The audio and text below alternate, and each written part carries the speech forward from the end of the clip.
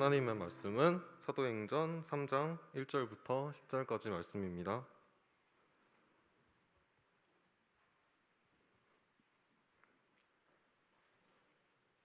다 찾으신 줄 알고 함께 교독하도록 하겠습니다. 제9시 기도 시간에 베드로와 요한이 성전에 올라갈새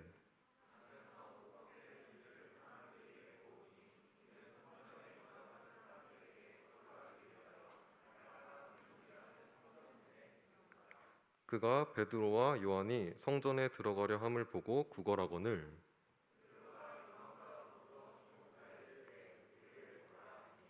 그가 그들에게서 무엇을 얻을까 하여 바라보거늘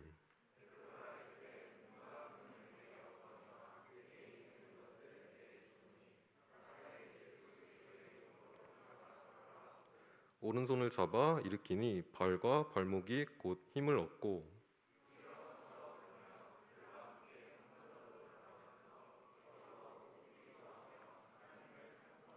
모든 백성이 그 걷는 것과 하나님을 찬송함을 보고 함께 읽겠습니다. 그가 본래 성전 미문에 앉아 구걸하던 사람인 줄 알고 그에게 일어난 일로 인하여 심히 놀랍게 여기며 놀라니라. 아멘. 할렐루야. 오늘 우리 함께 읽은 본문 말씀 가지고 제목은 가진 게 있어야 나눌 수 있다. 함께 봅시다. 가진 게 있어야 나눌 수 있다. 여러분들의 귀한 정성, 커피 금식 고난주간 동안에 여러분들이 시행해 주었던 커피 금식으로 모인 금액들 약 130만 원 정도 되는데, 그걸 우크라이나 난민 돕기 위한 프랑스 선교사님에게 보내어 드렸다는 보고를 받았습니다. 여러분들 너무 귀한 일에 함께 동참해 주셔서 감사하고, 서로가 잘했다고 서로에게 격려의 박수 한번 쳐줄까요? 잘했습니다. 우리 계속해서 나눌 수 있는 우리 모두 되기를 바라고, 제가 설교 중에 이런 이야기 하는 거 정말 극히 싫어하는데, 방송실 여기 제 설교자 모니터 조금만 낮춰주세요. 하울링이 계속 납니다. 자, 편집하고 여러분 혹시 프리티 우먼이라는 영화를 아시나요? 프리티 우먼 잘 몰라요? 1990년에 나온 영화인데, 여러분도 아시다시피 제가 영화 보는 걸 굉장히 좋아하잖아요. 저의 인생 영화를 꼽으라고 하면 1번이 앤디 맥도웰하고 빌 머레이가 나온 사랑의 블랙홀이라는 영화이고, 그건 여러분 정말 강추입니다. 아는 사람은 아는 고전적인 사랑 영화, 너무 재밌고 이 타임 루프에 대한 클래식이라고 여러분 생각하시면 될 정도로 진짜 재밌는 영화인데 꼭 한번 보시라 추천드리고 싶어요. 사랑의 블랙홀. 그리고 그 다음에 제가 좋아하는 영화, 손에 꼽으라고 하면 아마 이제 두 손가락, 세 손가락 안에 드는 영화가 바로 이 프리티 우먼이에요. 어떤 내용이냐? 주인공은 리차드 기어하고 줄리아 로버츠인데,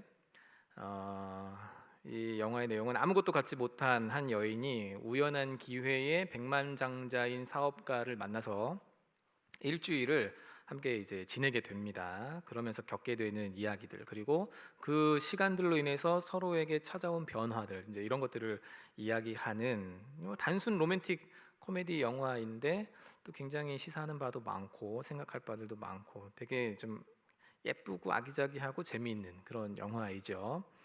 그런데 남자는 돈밖에 모르는 수전노 같은 사람이에요. 그래서 싸게 기업을 사서 그 기업을 잘게 쪼개가지고 비싸게 파는 이런 일을 하는 사람인데, 이 사람이 갈등이 생긴 거예요. 뭐냐? 자기가 굉장히 존경하는 그 사람의 회사가 매물로 나왔는데, 이걸 자기가 사가지고 잘게 쪼개서 다 팔아 넘기면 자기가 존경하던 그 사업가는 이제 더 이상 할 수 없고, 그가 세웠던 경영 철학이나 이런 것들은 다 무너지게 되는 거니까, 이윤을 따라갈 것이냐 아니면 그 존경하는 사람을 믿고 다시 한 번 더 기회를 줄 것이냐, 이것에 대해서 고민하고 있던 찰나에 이제 이 여인을 만난 거죠. 그래서 이 여인이 순수하게 살아가는 모습을 보면서 돈보다 더 중요한 가치가 있구나라는 것을 깨닫는 전형적인 이제 헐리우드 영화이죠.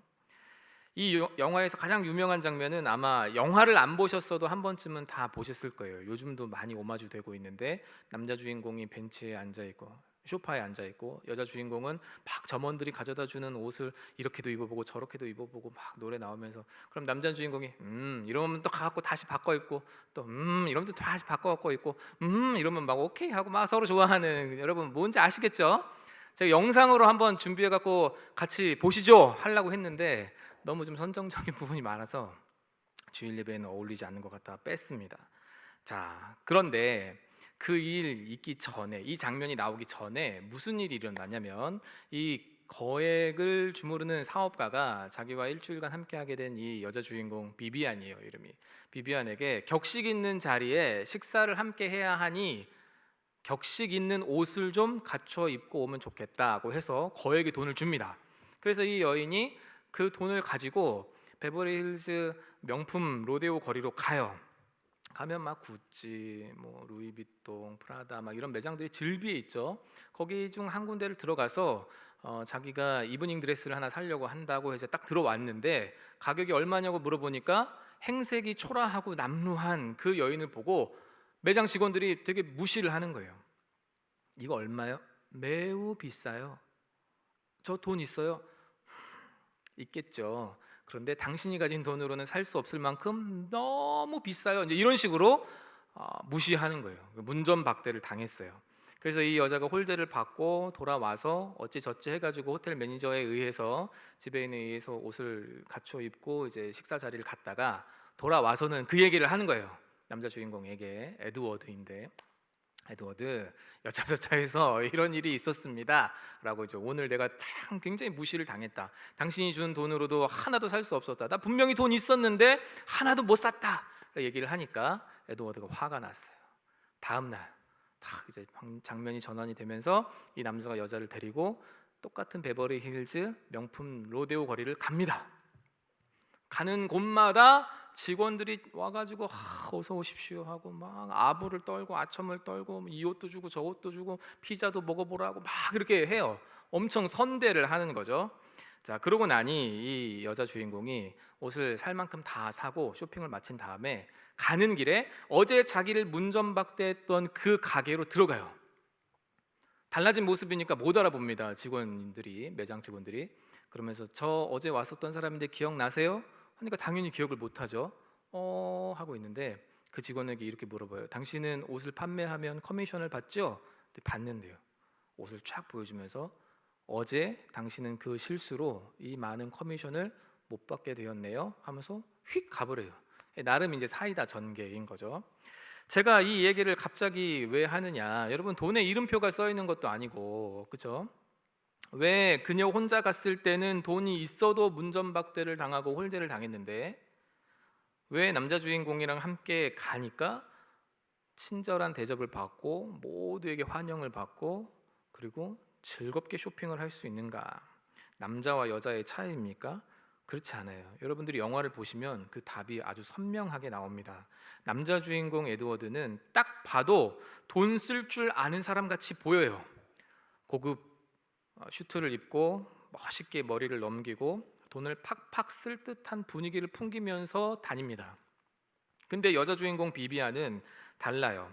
주머니에 분명히 돈이 있는데 이 돈을 어떻게 써야 되는지를 모르는 사람 같아요. 그리고 이 돈이 얼마나 큰 위력과 능력을 가지고 있는지를 전혀 모르는 사람 같아요. 그러니까 자기가 주인인데, 돈을 갖고 있는 사람이 갑이잖아요. 자기가 주인인데 그 가게에 들어가서도 쭈뼛거리고 머무르는 그 기간 동안에 굉장히 어색해하고 무언가 눌려있는 듯한 이질감을 느끼게 합니다. 그러니까 누가 봐도 돈 안 쓸 것 같은 사람처럼 보여요. 실제로 백화점 매장 직원들은 이렇게 쓱 둘러보면 저 사람이 살 사람인지 아닌지, 그냥 지나가는 사람인지 구경만 하러 온 사람인지 구매하려는 사람인지를 안다고들 하죠. 아마 그들이 풍기는 분위기가 그런 것들이 있는 것 같아요. 사도행전 이야기 하다가 왜 갑자기 프리티 우먼 이야기를 하느냐, 여러분 저는 오늘 이 본문 말씀을 읽으면서 우리의 모습이 마치, 한국 교회의 모습이 마치, 샤인청의 모습이 마치 돈 가지고 있으면서도 쓸 줄 몰라서 문전박대 당했던 비비안의 모습이 아닌가라는 생각이 들었기 때문입니다. 오늘 본문 속의 사도 베드로와 요한은 이토록 당당하게 우리를 보라 이야기를 하죠. 은과 금 내게 없지만 내게 있는 것 내게 주노니 곧 나사렛 예수 그리스도의 이름으로 일어나 걸으라 라고 아주 당당하게 선언합니다. 그리고 그 즉시로 태어날 때부터 걷지 못했던 약 40년 넘게 걸어본 적이 없었던 사람이 그 자리에서 일어나서 걷고 서서 뛰는데, 하나님을 찬양하는 일들이 일어나는데, 왜 동일한 하나님을 믿는 우리들에게는 이러한 기적의 역사들이 없을까? 우리에게도 분명히 예수 그리스도의 이름이 있는데, 우리도 예수 그리스도의 이름으로 찬양하고 예수 그리스도의 이름으로 기도하고 예수 그리스도의 이름으로 서로를 환영하고 축복하는 일들이 있는데 왜 우리에게는 동일한 기적의 역사들이 없느냐라는 거예요.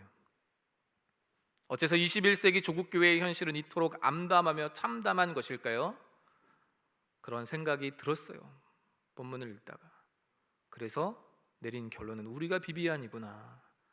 있어도 쓸 줄 모르고 어떻게 써야 되는지도 모르고, 내가 가지고 있는 이 크레딧 카드가, 내가 가지고 있는 이 현찰이 어떤 능력을 가지고 있는지, 어떤 것들과 바꿀 수 있는지, 이것만 있으면 사람들이 나를 어떻게 대접해 줄 수 있는지를 전혀 몰랐던, 쓸 줄 몰랐던 비비안의 모습이 우리들의 모습이구나. 예수 그리스도의 이름을 가지고 있음에도 그걸 쓰는 방법을 몰라서, 어떻게 쓰는지를 몰라서, 왜 써야 되는지를 몰라서 사장시켜버린 우리들의 모습 아닐까 생각이 들었습니다. 분명 여러분, 우리는 사도들의 전통 위에 서 있습니다. 공교회성이라고 하죠. 그래서 우리는 예배의 첫 시작에 무엇을 함께 외웁니까? 사도신경이라고 하는 사도들이 가르쳐준 신앙의 고백들을 우리는 함께 외워요. 그들이 믿었던 하나님을 우리도 믿고 있고, 그들이 가지고 있던 예수 그리스도의 이름을 우리도 가지고 있습니다. 그렇게 우리는 기도할 때마다 예수 그리스도의 이름으로 기도하잖아요. 그의 가르침을 따라 살아가지 않습니까? 함께 신앙생활을 하고 있잖아요.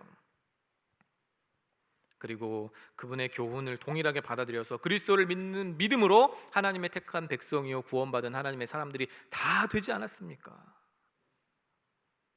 하나님은요, 성전을 보고 뭐라고 말씀하셨냐면 자기 이름을 두려고 택한 곳이라고 표현하셨어요. 하나님은 성전을 자기 이름을 두려고 택한 곳이라고 하셨어요.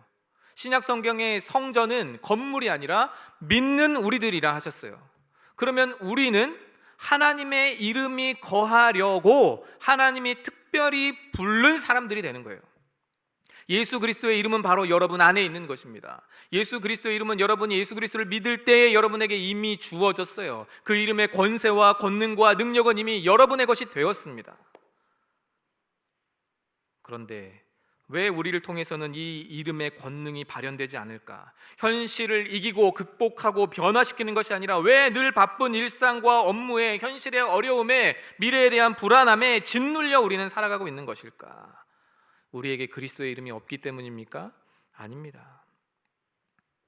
여자 주인공 비비안처럼 우리의 주머니에는 그리스도의 이름이 이미 있습니다. 소유하고 있어요. 그런데 우리가 모르고 있는 것뿐이죠.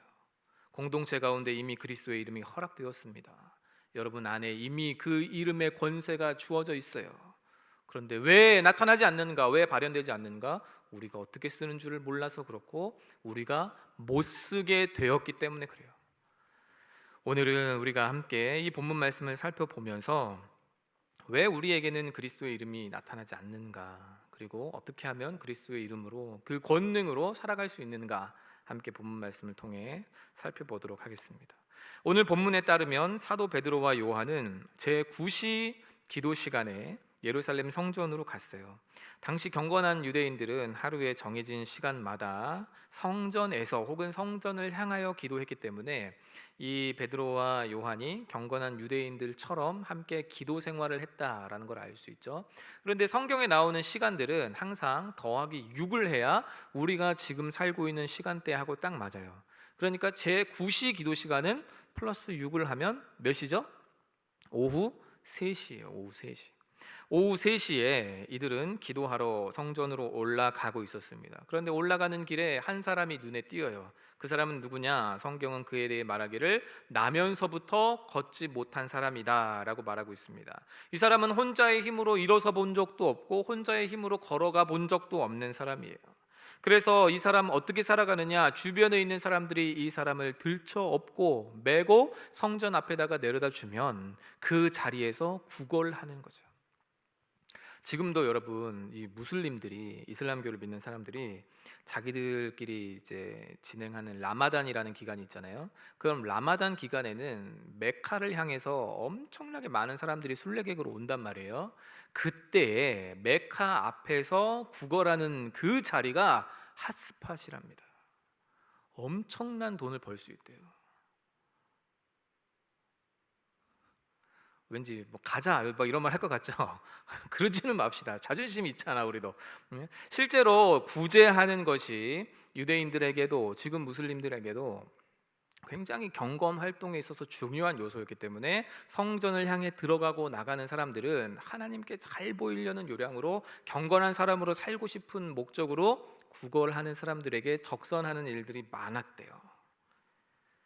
그런지 이제 거기서 구걸해서 먹고 사는 사람인데 무슨 소망이 있겠습니까? 어떤 기대함이 있겠어요? 미래도 없죠. 그저 하루하루를 연명해 나갈 뿐이었어요. 다만 오늘은 좀 더 벌 수 있을까? 어제보다 오늘은 좀 더 소득이 늘어날 수 있을까? 어제는 운이 좋아서 동전 한 5입 받았는데 오늘은 좀 돈 많은 독지가 같은 사람이 지나가다가 10,000원짜리 한 장 주면 좋겠네, 뭐 그런 생각하면서 지나가는 사람들을 유심히 쳐다보는 그런 사람이었을 것입니다. 그런데 그에게 두 사람, 베드로와 요한이 다가옵니다. 그들도 매일같이 이 길을 지나가곤 했을 거예요. 아마 그들이 예루살렘에 있는 동안에는 항상 기도를 했을 테니까 말이죠. 늘 지나가던 이 길에, 그리고 그 앞에서 구걸하던 그 사람, 분명히 베드로와 요한도 보았고 알고 있었을 것입니다. 가난한 자들을 긍휼히 여기고 구제하는 일은 경건한 사람의 의무였기 때문에 때때로 적선하기도 하고 때로는 가진 돈이 없어서 그냥 지나치기도 했겠죠. 저도 2호선 타고 대학 다녔는데 다니는 길에 항상 당산역에 타시는 아저씨가 계셨어요. 라디오 같은 거 하나 손에 들고 바구니 같은 거 하나 들고 이렇게 톡톡톡톡톡 치면서 눈에는 선글라스 크게 끼고, 저도 참 착하고 순수한 마음에 내 점심값 쪼개서 그분 바구니에 이제 넣어드리기도 하고, 뭐라고 말을 건네기는 좀 뭐하니까 이렇게 몰래 가서 동전 같은 거 있으면 다 털어드리고 오고 막 그랬는데, 한날은 충격을 받아가지고 이런 거 얘기해줘도 될란가 모르겠네. 다 그런 것은 아니니까 여러분 일반화 시키지는 말고 들으세요. 제가 맨 끝칸에 있었는데 이분이 딱딱딱딱 탁 하다가 끝에 오니까 선글라스를 확 벗고 이렇게 두리번 하시더니 쓱 내리는 거예요. 그래서 내가 그걸 보고 깜짝 놀랐어요. 이분이 직업인이었구나. 실제로 안 보이시는 분이 아니라 이걸 끼고 사람들에게 구걸하는 직업인이었구나. 얼마나 큰 충격이었는지. 그러나 뭐 그분만 그런 거겠죠. 그래서 여러분들 이런 이야기 들었다고 해서 나 안 해 막 그러지 마시고 돕는 일에 더 힘씁시다. 아무튼 이런 사람을 늘 지나치면서 보았던 그 사람을 베드로와 요한이 오늘 본문 말씀에 보니까 어떻게 이야기하고 있느냐? 주목하였다고 성경은 말하고 있어요. 늘 지나다니면서 보았던 사람이고 어느 정도 알고 있는 사람인데 그 사람을 그날따라 유심히 쳐다보았다는 말이에요. 그날따라 유심히 쳐다보았습니다. 왜 그랬을까요? 3절 말씀에 이렇게 적혀 있어요. 그가 베드로와 요한이 성전에 들어가려 함을 보고 구걸하거늘. 성전에 들어가는 베드로와 요한을 보고 한 푼 주세요 라고 구걸하니까 그제서야 멈춰 서서 그 사람을 유심히 지켜보기 시작했다라는 거예요. 평소처럼 도움을 요청하는 이 사람을 왜 그냥 지나쳐 갈 수도 있었는데, 아니면 그냥 평소에 하던 대로 몇 푼 던져주고 갈 수 있었는데 이 사람을 왜 주의 깊게 보았을까? 그리고 왜 그에게 시선을 고정했을까? 그리고 왜 그들은 이렇게 말했을까요? 우리를 보라, 우리를 보라. 여러분, 예수 그리스도의 이름을 가진 사람, 그 이름의 능력을 가진 이들은 다른 사람들과 다르게 살아갑니다. 어떤 점에서 다르냐? 바로 여기서부터 다른데, 그리스도의 이름이 어떤 것인지, 그 이름이 주는 구원의 능력이 무엇인지를 아는 사람은 이 세상과 동떨어진 피안의 세계를 추구하며 살아가는 것이 아니라 지금 내 주변에, 내 옆에, 그리고 내 근처에 도움을 필요로 하는 사람에게 이 예수 그리스도의 이름이 어떻게 도움이 될 수 있을까를 궁금해하고 생각하고 바라는 사람이라는 거예요. 여러분, 은혜 받은 사람이 가장 먼저 하는 일이 무엇인 줄 아세요? 주변에 나와 똑같이 은혜를 필요로 하는 사람에게 그 은혜를 나누려고 애쓰는 일이에요. 그전에는 그냥 생각 없이 지나갔던 사람들이고, 그전에는 그냥 연예인들 신변 잡기 이야기하고 주식 이야기하고 세상 돌아가는 이야기나 나누었던 사이였는데, 내가 은혜를 받고 나니까, 내 안에 하나님의 성령이 꿈틀대고 있으니까 그때부터 내가 어떻게 달라지느냐? 저 사람에게도 이것이 답이 되지 않을까? 저 사람에게도 이것이 은혜가 될 수 있지 않을까? 저 사람에게도 내가 이 은혜로 말미암아 상처를 치유받았던 것처럼 저 사람에게도 이것이 치유의 약이 될 수 있지 않을까를 생각하며 한 사람 한 사람을 지켜보게 된다는 거죠. 주변 사람들에 대하여서. 이렇게 생각하는 이들에게 펼쳐지는 매일은 그리스도의 복음을 증거할 수 있는 아주 좋은 기회요. 그들이 만나는 모두는 그리스도의 이름의 능력을 전달할 대상들이 됩니다. 이 이름으로 말미암아 하나님의 복이 임하고, 이 이름으로 말미암아 우리에게 죄 사함이 임하고, 이 이름으로 말미암아 우리가 하나님의 자녀가 되고, 이 이름으로 말미암아 우리의 구원이 완성된다면 우리가 그 이름을 감출 이유가 도대체 뭐예요? 여러분, 제가 앞서 말한 것처럼 재미난 영화 한 편을 봐도 여러분들이랑 나누고 싶어서 그렇게 설명하고 이렇다 저렇다 막 말하는데, 맛있는 음식 하나 먹어도 이렇다 저렇다 막 이야기하는데, 지난 금요일 밤에 찬양팀이 교회 초등부 옆에 초등부 사무실 옆에 테라스에 분위기 좋게 불 은은하게 켜놓고 불판 2개 갖다 놓고 삼겹살, 목살, 또 막 장어를 또 어디서 구해갖고 와가지고 5kg의 장어, 손질 다 되어 있는 장어를 막 지글지글 구워가지고 먹는데, 야, 나만 맛있지? 아이, 참. 엄청 분위기 좋게 막 구워 먹었어요. 막 재미나게 맛있게. 그리고서는 제가 그 모인 모습이 너무 아름답고 예뻐 보여서, 실로 우리가 한 2년여 만에 교회에서 뭔가를 막 이렇게 했거든요. 음식도 만들어 먹고 고기도 구워 먹고. 여러분들 모여있는 모습이 너무 보기 좋아서 제가 사진을 찍어서 우리 교역자들 단톡방에 올렸어요. 그랬더니 이제 담임 목사님이 보시고는 같이 하시면서 밥을 먹고 그러면서 저한테 너무 청년들이 모여있는 모습이 보기 좋으니 전체 교육부서들 모여있는 단톡방에도 공유하면 좋겠다. 나중에 설교 때 예화로 쓰려고 하니까 나에게도 따로 보내달라. 제가 그거 하면서 제가 고기를 좀 구웠거든요. 굽는데 누가 와갖고 목사님 좀 드셨어요? 목사님 좀 드셔보세요 하는 사람이 별로 없더라고요. 찬양팀 참 주여, 자기들 입에는 열심히 갖다 넣는데 막 맛있다 뭐 어쩌고저쩌고 하면서 먹는데 저한테는 목사님 좀 드셔보세요 하는 사람이 없더라고요. 그래도 너무 예쁘니까, 그래도 모여있는 게 너무 행복해 보이니까 막 나는 어디든 알리고 싶어갖고 여기다도 전하고 저기다도 전하고, 그 모습 하나만 봐도, 그 행복해 보이는 그 모습 하나만 봐도 막 전달하고 싶고 나누고 싶은데, 여러분의 영혼을 바꾼 사람이 예수 그리스도라면, 여러분의 인생을 바꾼 분이 그리스도라면 그거 전하고 싶지 않겠어요? 그거 전달하고 싶지 않겠습니까? 베드로와 요한 여러분 한번 보세요. 자기들에게 그리스도의 이름의 권세가 주어진 것들을 그는 알았어요. 어떻게 알았냐? 사도행전 2장 43절에 보니까 이렇게 기록되어 있어요. 사람마다 두려워하는데 사도들로 말미암아 기사와 표적이 많이 나타나니. 사도들 때문에 기사와 표적이, 하나님의 기적이, 예수님이 이 땅에 계실 때에 일어났던 그런 비슷한 일들이 이 사도들을 통해서 막 일어나는 것을 그들이 본 거예요. 그러면서 이들은 아마 이 말씀을 떠올렸을 겁니다. 마가복음 16장 17절 18절 말씀 같이 한번 읽어봅시다. 시작. 믿는 자들에게는 이런 표적이 따르리니 곧 그들이 내 이름으로 귀신을 쫓아내며 새 방언을 말하며 뱀을 집어 올리며 무슨 독을 마실지라도 해를 받지 아니하며 병든 사람에게 손을 얹은즉 나으리라 하시더라. 예수님께서 내 이름으로 너희가 귀신도 내어 쫓고 내 이름으로 새 방언도 말하고 내 이름으로 뱀도 집어 올리고 내 이름으로 무슨 독을 마실지라도 해를 받지 않고 내 이름으로 병든 자들에게 손을 얹으면 그들이 나을 것이다. 내 이름이 가지고 있는 그 권세와 능력이 너희들에게 이미 주어졌으니 자 이제 너희는 가서 행하라 말씀하신 것이 아마 기억이 났을 거예요. 자기들로 인해서 수많이 펼쳐지는 그 기사와 표적을 보면서, 그리고 난 뒤에는 이제 달리 보이는 거죠.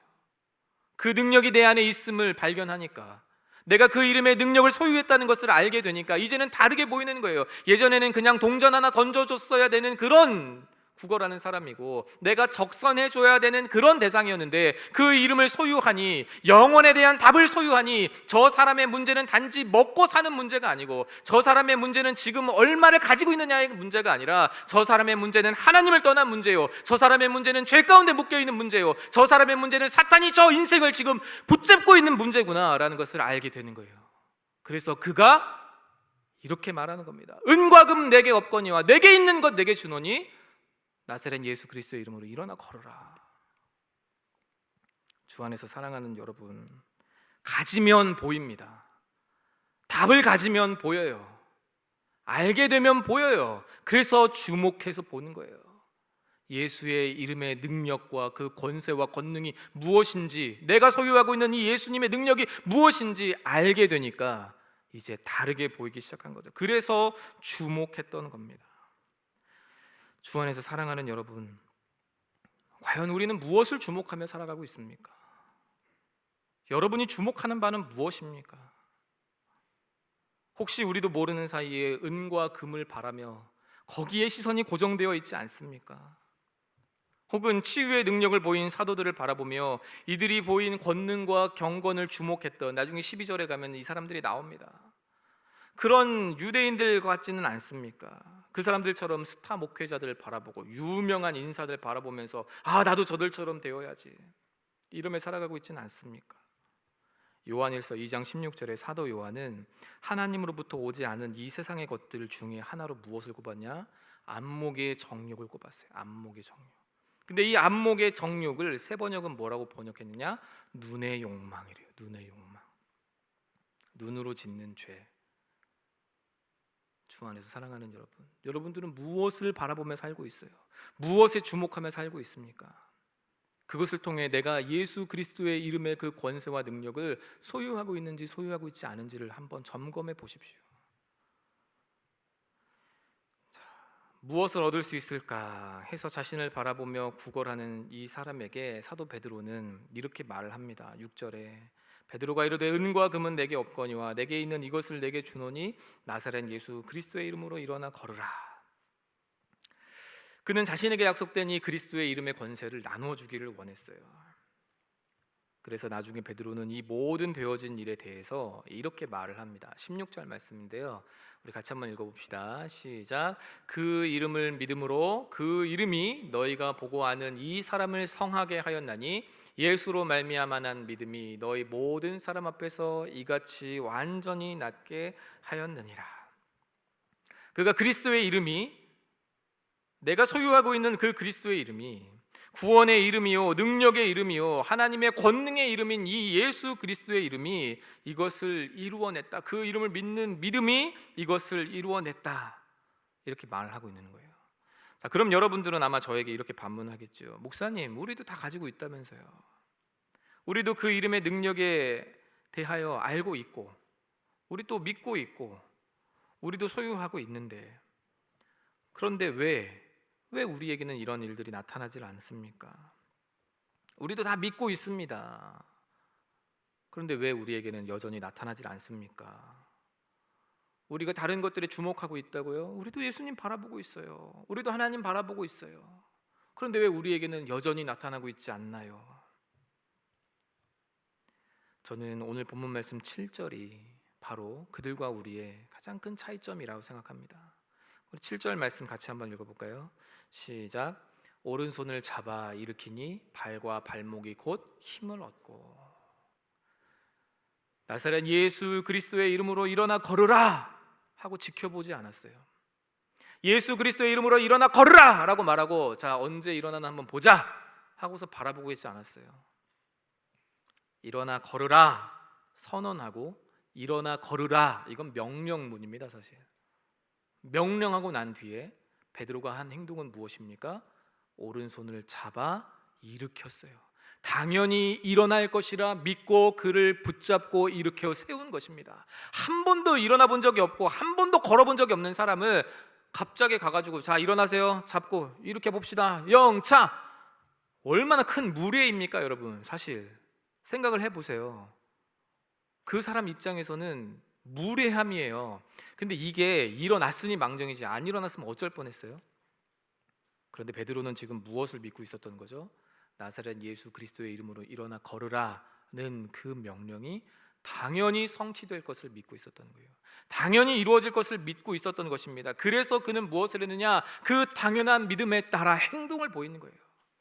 우리에게도 다 똑같은 믿음이 있어요. 예수 그리스도에 대한 믿음이 있어요. 우리가 그리스도의 이름으로 기도하면 하나님께서 응답해 주신다는 믿음이 우리에게도 있어요. 그 이름에 권세가 있고 그 이름에 능력이 있고 그 이름을 하나님께서 가장 높은 이름으로 세우셨다는 것을 우리도 다 믿는 믿음이 있어요. 그것을 아는 지식도 있습니다. 그런데 우리에게는 무엇이 없느냐? 오른손을 잡아 일으키는 행동의 믿음이 없는 거예요.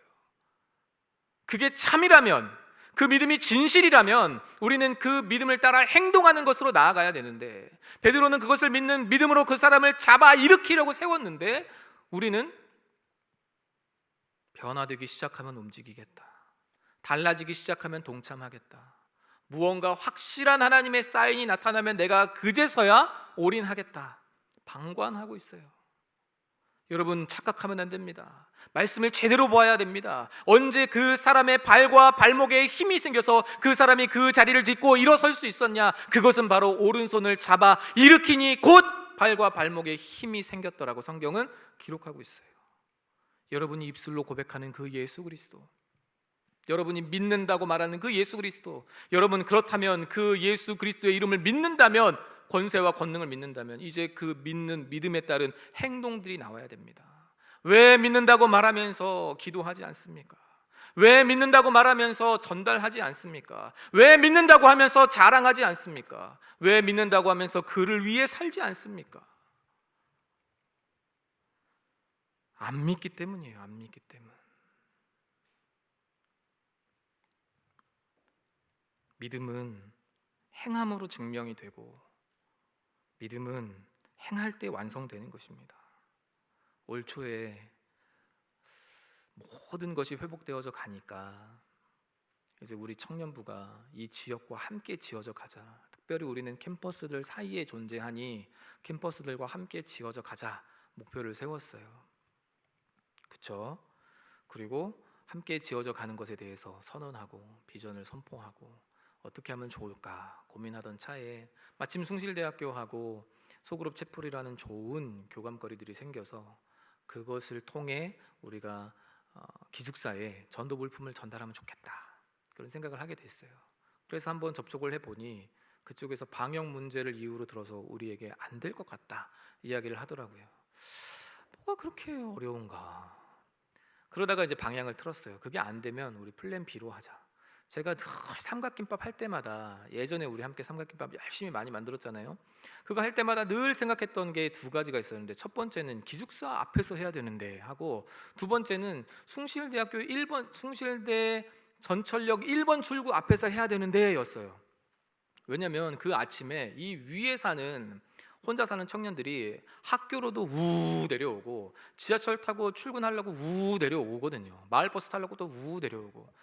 우리 교회 주변에 살고 있는 저 청년들에게 어떻게든 도움을 좀 주면 좋겠는데 했지만, 다 만들어 가지고 숭실대학교 안에 탁 들어가서 나눠주기를 시작하면 막 불티나게 나가기 때문에 뭐 더 만들자는 말도 하기 어려웠고, 딴 데 가서 하기도 어려웠어요. 숭실대를 섬기는 차원에서 진행하자 하다가 코로나로 인해서 그 사역들이 중단되고 그쳤다가 다시 재개하려고 할 때 기숙사를 1타깃으로 삼았는데 안 됐고, 두 번째는 그러면 이 교회 주변에 살고 있는 청년들, 혼자 사는 많은 청년들에게 뭔가 좀 도움되는 일들을 하면 좋겠다 해서 진행했던 것이 바로 주변의 전도 물품을 전달하는 일이었습니다. 준비하는 과정이 그렇게 매끄럽거나 순탄하진 않았어요. 생각하지 못했던 어려움들이 있더라고요. 얘기를 들어보니까. 예를 들면 이제 혼자 사는 여자 청년들 같은 경우에는 초인종이 울리기만 해도 다 무서워한다. 저는 그거에 대해서는 정말 한 번도 상상해 본 적이 없었어요. 알려줘서 알았어요. 그렇구나. 그래서 그에 따른 매뉴얼도 만들고, 그렇다면 불안해하지 않도록 이렇게 해야 되겠다 생각도 하게 되고, 또 문이 열리지 않아서, 열어주질 않아서 아예 들어가지 못하면 어떻게 하나, 그런 고민도 하게 되고, 우리가 300여 개를 준비했는데 솔직한 마음으로 제가 토요일까지 한 100개 정도 남겠지 생각을 했어요. 100개 정도 남으면 그거 어떻게 처리하지? 그 고민을 막 하다가 누구를 나눠줄까? 초콜릿은 내가 먹고 뭐 어떻게 하면 좋을까? 막 이런 고민을 했거든요. 근데 여러분, 실제로 여러분들 나가서 전달해 보니 어떻습니까? 같이 나가서 전달을 하니 어떻게 되었나요? 부족했어요. 피드백이 무엇으로 나왔느냐? 조금 물품을 작게 만들더라도 더 많은 양을 준비해서 한 군데도 못 가는 데가 없게 하자.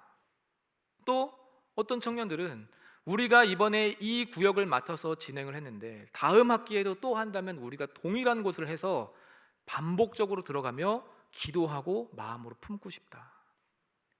안 했으면, 아무것도 안 했으면 이런 우려가 있습니다, 저런 걱정이 있습니다, 이런 부분에서 어려움들이 예상됩니다, 이런 얘기도 없었을 거예요. 그러나 하니까, 실행하니까 여러분 어떤 일들이 일어납니까? 사역이 연장되고 확장되고 더 깊은 것들을 생각할 수 있게 되고, 또 지난주에는 그 물품을 받았다는 사람이 왔어요. 청년부 안에. 그분이 어느 교회를 다닐까 고민하던 차에 청년부에서 전달해준 이 방역 물품을 받고 참 배려가 많은 교회고 따뜻하고 사랑이 많은 교회겠구나 라고 생각하고 교회에 와봐야겠다 해서 방문을 지난주에 했어요. 그런 일들도 있었습니다. 여러분, 이 작은 매개체 하나가, 이 작은 전도 물품 하나가 그들에게는 생명으로 나아가는 길이 되고 열쇠가 되고, 그들에게는 하나님의 사랑을 알게 되는 조그마한 증거 물품들이 된다면 우리 그 이상으로 바랄 것이 무엇이겠습니까? 아무것도 하지 않으면 아무 일도 일어나지 않아요. 그러나 위대한 믿음은 위대한 도전을 기다립니다. 여러분, 결단만 하고 끝내지 마시고 그렇구나 이해하고 끝내지 마시고 무엇 해야 됩니까? 도전하세요. 돌파하세요. 나아가세요. 싸움의 자리로 나아가고 몸부림치세요. 그런 과정을 통해 여러분의 신앙이 성장하는 겁니다. 제가 제일 답답하게 생각했던 이야기들, 제일 답답하게 들었던 이야기들은 항상 어떤 청년들은 늘 이렇게 이야기해요. 하나님이 아니고 목사님, 이단 아닙니다. 목사님, 옛날에 폭포수처럼 받았던 그 은혜가 요즘 없어요. 옛날에 그렇게 하나님의 사랑을 깊이 체험하고 말씀이 그렇게 꿀송이처럼 달았는데 요즘은 없어요. 왜 이렇게 메말라 있는지 모르겠어요. 그럼 하나하나 짚어봐요. 매일의 경건 생활은 어떠하냐? 예배 생활은 어떠하냐? 기도 생활은 어떠하냐? 말씀 듣고 그것을 실천하는 너의 삶은 어떠하냐? 매일매일의 하나님과의 교제는 어떠하냐? 다 살펴봐요. 그러면 제대로 되어지는 게 아무것도 없어요. 원인 없이 결과가 어떻게 있습니까? 이런 원인들 때문에 이런 결과가 나온 거죠. 그럼 이제 또 제가 책망합니다. 이렇게 하면 되겠느냐? 주 안에서 사랑하는 여러분, 시도하고 도전하고 앞으로 나아가고 걸음을 내딛고 오른손을 잡아 일으키는 그 과정들을 통해서 하나님의 그 능력이 실제로 나타나는 거예요. 여러분, 하나님의 능력 맛보기를 원하십니까? 예수 그리스도의 이름 안에 있는 그 권세를 여러분 경험하길 원하십니까? 그것이 여러분의 삶이 되기를 원합니까? 기적이 일상이 되는 그런 성도의 삶을 원하십니까? 그러면 오른손을 잡아 일으키세요. 도전의 자리로 나아가세요. 결단만 하지 말고, 마음으로만 결단하지 말고 삶으로 그것을 가지고 나아가세요. 하나님이 역사하실 수 있는 근거들을 마련해 주어야 될 것 아닙니까? 말씀의 결론을 맺도록 하겠습니다. 여러분, 다 가지고 있습니다. 이미 여러분 안에 다 주어져 있어요. 여러분이 예수 그리스도를 믿는 믿음을 가지고 있다면 여러분 안에 예수 그리스도의 이름의 권세는 이미 다 주어져 있어요. 그런데 자꾸 비비안처럼 쭈뼛쭈뼛대지 마세요. 비비안처럼 없는 사람인 것처럼 그렇게 살지 마세요. 없어도 있는 것처럼 살아야지. 아니지, 없으면 없는 것처럼 살아야지. 있으니까 확실히 있다는 믿음 안에서 그것을 누리세요. 어떻게 누려요? 주목하여 보는 것으로 누리세요. 동시에 오른손 잡아 일으키는 실천으로 누리세요. 과감한 결단과 과감한 행동으로, 도전으로 여러분 안에 주어진 그 예수 그리스도의 이름의 놀라운 신비와 권세와 능력을 마음껏 경험하는, 그래서 그 이름이 여러분의 삶을 바꾸고 여러분의 삶의 자리를 바꾸고 여러분의 직장을 바꾸고 여러분의 학업을 바꾸고 여러분의 미래를 바꾸는 생명의 역사가 있기를 주님의 이름으로 축원합니다. 우리 함께 말씀을 기억하면서 기도하도록 하겠습니다. 우리 시간에 함께 기도하실 때 하나님, 내 안에 있는 이 예수 그리스도의 이름, 그 이름의 권세, 그 이름의 능력 알게 하여 주옵소서. 그것을 지식으로만 알지 않게 하시고, 그것을 이론으로만 알지 않게 하시고, 이것대로 실천하고 이것을 따라 살아가고 또 이것을 믿는 믿음으로 과감한 도전을 이루어내는 내가 되게 하여 주시옵소서. 기도하게 하옵소서. 믿음으로 실천하게 하옵소서. 하나님, 그런 내가 되도록, 그런 일주일이 되도록 주여 도와주시옵소서. 우리 이 시간에 같이 합심해서 함께 기도하도록 하겠습니다. 거룩하신 하나님 아버지, 은혜와 사랑에 감사드립니다. 하나님, 오늘 들은 말씀 가지고 하나님, 우리 안에 주어진 예수 그리스도의 이름을 가지고 도전으로 나아가는 우리들 될 수 있게 도와주시고, 하나님의 말씀 따라 살아가게 하여 주시옵소서. 주님, 내 눈이 어디를 향하여 있는지 그것을 먼저 지켜보게 하여 주시고, 또 손을 잡아 일으키는 사람 될 수 있도록 하나님, 일어나 걸어라 말만 하고 뒷짐지고 물러서는 사람이 아니라 말한 것으로 도전하고 말한 것으로 실천하고 말한 것으로 결단한 것으로 살아내는 우리 청년들의 삶이 될 수 있도록 주님 도와주시옵소서. 그래서 하나님 아버지, 우리가 단순히 지식으로만 그리스도인으로 살아가는 것이 아니라 아는 것으로만 살아가는 것이 아니라 실제 행하는 것으로 믿음을 증명해내는 사람들 될 수 있게 주여 도와주시고, 하나님, 그 이름의 능력이, 그 이름의 권세가 우리의 삶을 통하여 많은 사람들에게 은혜로 나뉘어지며 전파되어져가는 생명의 역사가 있도록 주님 도와주시옵소서. 은과 금은 내게 없거니와 내게 있는 것 내게 주노니 나사렛 예수 그리스도의 이름으로 일어나 걸어라 말하였던 그 베드로처럼 우리에게 무엇이 있는지를 명확히 볼 수 있게 하여 주시고, 내 안에 주어진 하나님의 능력이 무엇인지를 아는 지식이 하나님 먼저 풍성하게 있게 하여 주시고, 더 나아가서 그 이름을 실제로 사용하고 활용하고 그 이름으로 살아내는 우리 청년들의 삶이 되도록, 이번 한 주간의 삶이 되도록 주님 도와주시며 하나님 인도하여 주시옵소서.